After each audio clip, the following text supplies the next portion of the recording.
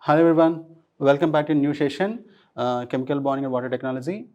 So like this, crystal field theory proposed actually splitting of d orbitals in the case of octahedral metal complexes or any metal complex formation like this. So, so, so now this based on the splitting pattern, the energy gap between the T2G and EG orbitals, we can able to predict the stability of the metal complexes and magnetic behavior of the metal complexes. Even we can also explain the optical properties of the various metal complexes. Okay, so let us see some other example. So again, I'm just summarizing the entire thing. So in the case of free metal ion, always we have a degenerate diopters like this. Okay, but once ligands are approaching in this manner, there is a formation of spherically symmetrical crystal field around the center metal cation. So then what will happen? After that, whenever these ligands further approaching toward the metal ion, there is a splitting of d orbitals. So the splitting pattern actually depends on the type of ligand available in the corresponding metal complex.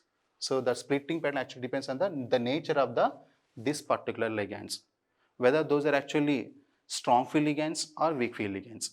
So there are two possibilities possible in this case. First thing actually, let us assume, for example, in this generalized example, I am trying to use Cn minus ligands in this manner. So this metal complex contains one of the strong field ligands Cn minus like this. Okay. So whenever the strong field ligands are there, the energy gap between the T2G is actually maximum. We have a maximum splitting energy in the case of strong field ligand. So in this case, so this is the situation. There is splitting of d orbitals into T2G orbitals and EZ orbitals, and because this is strong field ligand, we have a maximum energy gap between them. There is a maximum energy gap between them. But coming to the second case, so in this case, just assume that we have a water molecule acting as a ligand. So in the first case, we have a Cn minus ligands. Those are actually strong field ligand. But here we have a water molecules. Those are also acting as a ligands in this particular complex. But this is actually one of the weak field ligand. So in the case of weak field ligand, so again there is splitting of d orbitals in the similar manner like T2G. So this is actually these are T2G orbitals and these are actually EZ orbitals.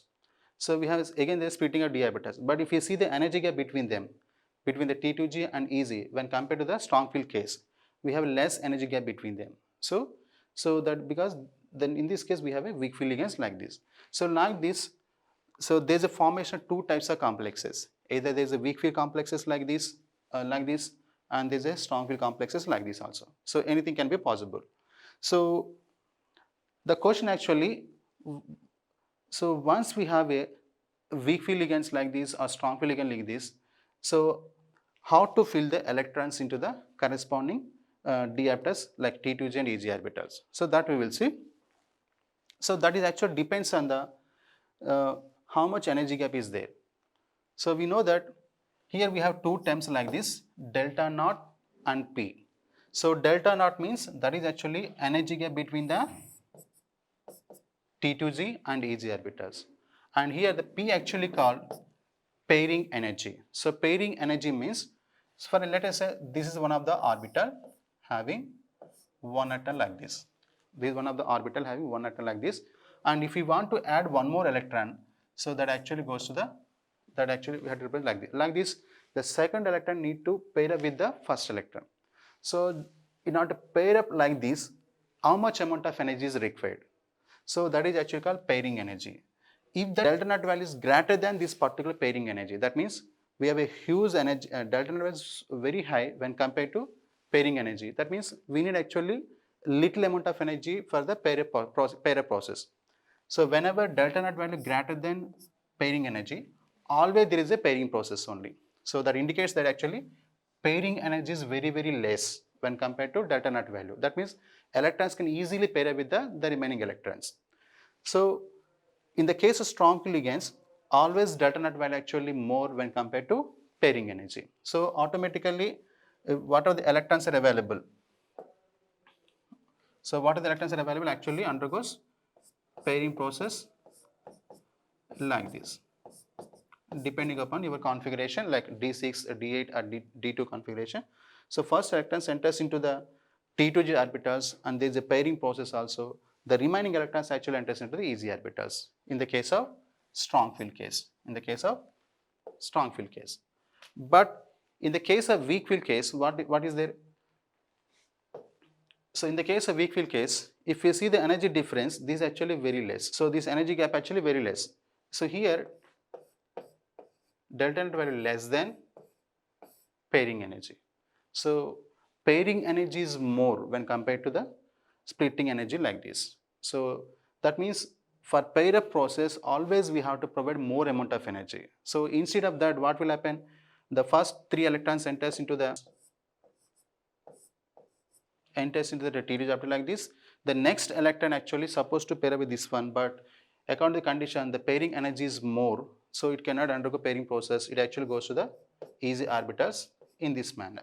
So the remaining electrons again goes to the T2 orbitals only. Like this, in this case, initially there is no pairing process whenever if you fill the electrons one by one like this. So because the reason actually delta naught value. So delta naught means crystal field splitting energy value is less than the pairing energy. But in this case, in the case of strong field cases, always delta naught value is greater than pairing energy like this. So because of that reason, in the case of strong field cases, most of the cases we have a pairing of electrons like this, and in the case of high spin and weak field cases, always there is actually formation of high spin complexes like this. Always there is formation high spin complexes like this only. So this is actually high spin complex formation, and this is actually low spin complex formation in this manner. So that means, so by seeing the energy gap between the T2G orbitals and EG orbitals, based on the crystal field splitting energy value, we can able to classify ligands into 2 different types like this, like strong field ligands and weak field ligands. At the same time, we can able to classify the complexes into 2 different types, like high spin complexes or low spin complexes. So based on the energy gap between the T2G and EZ orbitals, so we can able to classify the corresponding ligands into 2 different sets, either strong field ligands or weak field ligands. That means we can able to predict this ligand field strength. And at the same time, we can able to classify the metal complexes into either high spin complexes or low spin complexes. So in case of low spin complexes, always there is a pairing process like this. In case of high spin complexes, initially there is no pairing process. Once each orbital occupied with one electron, then only there is a pairing process. But here, first all the electrons are actually enters into T2D orbitals. Once T2 jobs are completely occupied, the remaining electrons goes to the EZ orbitals in this manner. So crystal field theory actually classified the ligands into 2 different types, and actually we have a spectrochemical series like this. So crystal field is actually proposing spectrochemical series in this manner. So what is spectrochemical series means? So various ligands are actually arranged according to their fields, according to their strength, and every case we have actually calculated the corresponding crystal field splitting energy. So in all these cases, we have actually seen the corresponding crystal splitting energy. So in case of halogens, particularly in this case, I minus, Br minus, or Cl minus, F minus, or even in the case of OH minus, always we have actually less energy gap between the T2G orbitals and EZ orbitals. Always there is a less energy gap between the T2G orbitals and EZ orbitals. So therefore, normally these are considered as a weak field ligands from I minus to OH minus. But in the case of some of the neutral ligands or bidentate ligands or tridentate ligands or strong field ligand like Cn minus CO case, always the energy gap between the T2G orbitals and EZ orbitals is actually very high. So always we have a more separation between the T2G and EZ orbitals. So that means all these ligands are actually acting as a strong field ligands. These are actually treated as a strong field ligands. For example, in this case we have a EN. EN means ethylene diamine. EN means ethylene diamine. So this is actually structure like this.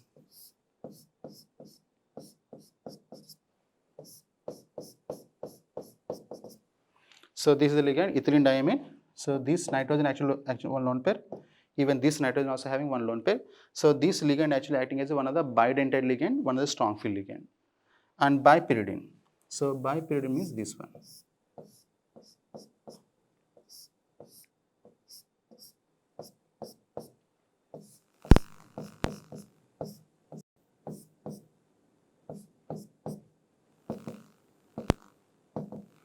Like this. So these actually bipyridine ligand like this. This is also one of the bidentate ligand. And phenanthrene.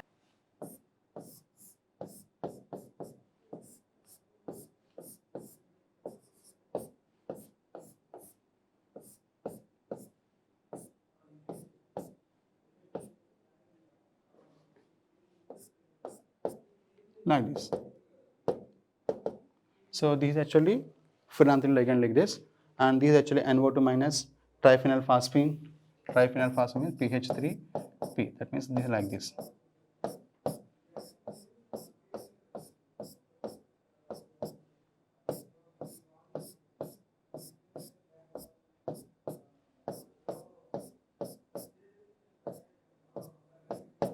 Like this. So there is a triphenylphosphine ligand and CN minus CO ligands like this. So like this, all these either neutral ligands or bidentate ligands like this, or anion ligands, CN minus like this, acting as strong field ligands in the case of octet metal complexes. And in between we have some more ligands like this, like oxalate anion. Oxalate anion means like this. CO minus oxalate anion, or water molecule, isocyanate anion, and methyl cyanide or ammonia molecule acting as a in between them. So these ligands sometimes acting as strong field ligands or weak field ligands depending on the nature of the metal ion. So nature of the metal ion like this. So like this, various ligands are actually arranged in a particular order like this based on their field strength and corresponding splitting energy values, and this series actually called spectrochemical series. So that means this series actually very useful to understand whether the given complex actually belongs to a strong field case or weak field case, or whether that is able to form high spin complex or weak field complex, something like this. So this is all about the splitting of d orbitals. So just I want to show you one more example by taking two iron complexes.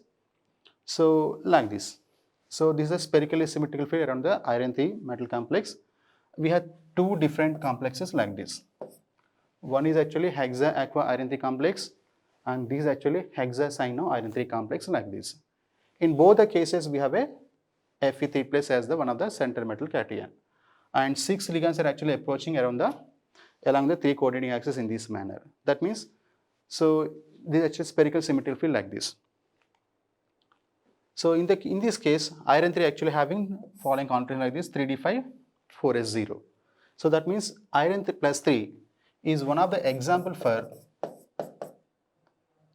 d5 configuration, whereas the previous example, cobalt complex actually example for the d6 configuration. Here iron 3 plus actually example for the d5 configuration like this, and these are the 5 electrons are available in the highly energy d-n plus in this manner.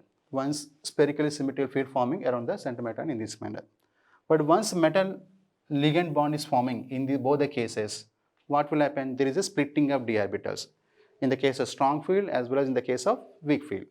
So this is a splitting in the case of strong field ligand case. But what will happen in this case? Delta naught value is greater than pairing energy. So due to this condition, all these 5 electrons enters into the T2G orbitals only. Yes or no? T2G orbitals like this. So if you see here, the configuration T2G5 and EZ0. All the 5 electrons enters into the T2G orbitals only because of the, so in this case delta naught value greater than pairing energy. Whereas the second case, This is the situation. So this is actually weak field complex. Again, there is splitting of d aptars like T2G, T2G and EZ in this case also. But here the condition actually delta naught value less than pairing energy. So when compared to splitting energy, we have more, there is a more pairing energy is very much high. So therefore, in this case, there is no pairing process. All the electrons actually enters into the T2G and ED aptars in this manner. So like this. So like this, we can able to form two different types of complexes like this: high spin, high spin complexes or low spin complexes in this manner. So this is all about actually splitting of d aptars in the case of octahedral metal complexes. So this is actually splitting of d aptars in the case of octahedral metal complexes. So from the beginning, we have learned some of the points like this. So we have learned something about what is metal complex and various important characteristic features of the various metal complexes. And we discussed something actually engineering application of coordination compounds. And later we have discussed actually various bonding theories available for the understand the structural bonding involved in various metal complexes. And then we discussed actually important postulates of crystal field theory, and that means the main agents of crystal field theory. Then we have seen actually splitting of d aptars in the case of octahedral complexes by taking different examples. And we can also study actually difference between the strong field ligands and weak field ligands, because this particular point not properly explained by both Werner's theory as well as valency bond theory. But crystal field theory actually giving some explanation why there is a strong field ligands, why there is a weak field ligands. Okay, we can able to distinguish between the strong field ligands and weak field ligands. So this is something about the crystal field theory. But in the next class, we have to calculate CFSE value, crystal field stability energy value for the various metal complexes. That means in the case of high spin complexes or in the case of low spin complexes, all those things we have to discuss. And then we have to discuss about the formation of tetrahedral metal complex in the complex, splitting of d aptars in the case of tetrahedral complexes, that we have to discuss. So those things we will discuss in the next class. So if you have any queries, so please contact me through my email ID or to my mobile number. So thank you one and all for watching this particular session. Thank you.